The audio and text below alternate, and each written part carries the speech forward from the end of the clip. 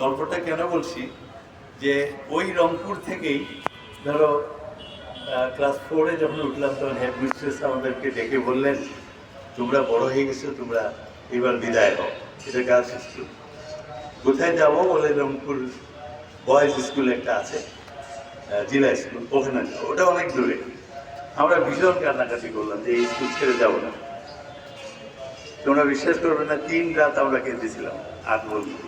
তখনকার বাড়িগুলা এরকম ঘন বসতি ছিল না, তো এসপির ছেলে, ডিসির ছেলে, আমার বাবা ডিস্ট্রিক্ট লাইব্রেরি অফিসার।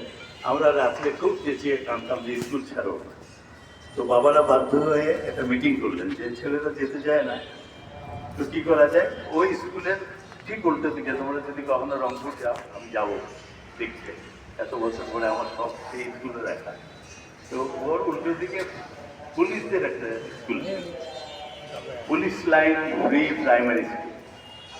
ওখানে আমাদেরকে বললো যে ওইটাও তোমাদের ভর্তি করলে তোমরা কান্না বন্ধ করবে।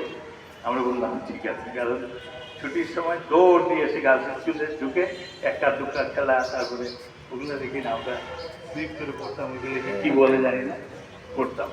এর মধ্যে ক্লাস 5-এর হঠাৎ বৃত্তি পরীক্ষা চলে আসলো।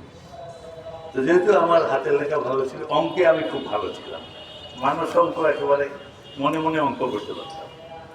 আর সাংঘাতিক পড়তাম রাতের বেলা। দিনের বেলা ফুটবল টুটবল খেলে সন্ধ্যা হলেই পড়ার টেবিলে ঘুমে চোখ বন্ধ হয়ে থাকলে আমাদের আমলে আমরা সরিষার তেল দিতাম যাতে জেগে থাকি। তারপরে পড়তাম আর খুব চেঁচিয়ে পড়তাম। পরের দিন আমি যখন বলতাম তখন আমার পাশের বাবলু বলতো, প্রথমে জিওগ্রাফি পড়ছিল, আমি শুনেছি, আমি হিস্ট্রি পড়েছি। মানে এক বাড়ি থেকে আরেক বাড়িতে।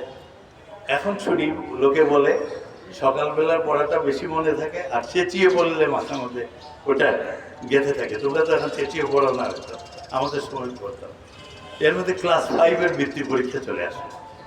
বৃত্তি পরীক্ষা মানে এখনকার রংপুর ছোট হয়ে গেছে, ওই সময় রংপুর, কুড়িগ্রাম, তোমরা ম্যাপ দেখো, তোমাদের জিওগ্রাফি স্যারকে বলো একদিন ক্লাসে, রংপুরে তখন কুড়িগ্রাম, গাইবান্ধা, নীলফামারী সব মিলে রংপুর। সেখানে ক্লাস 5-এর বৃত্তি পরীক্ষা হবে। বৃত্তি পরীক্ষা হলো, হ্যাঁ 32 ডিস্ট্রিক্ট। হ্যাঁ, তো 32 ডিস্ট্রিক্ট ছিল। সেই পরীক্ষায় আমি ফার্স্ট হয়ে গেলাম।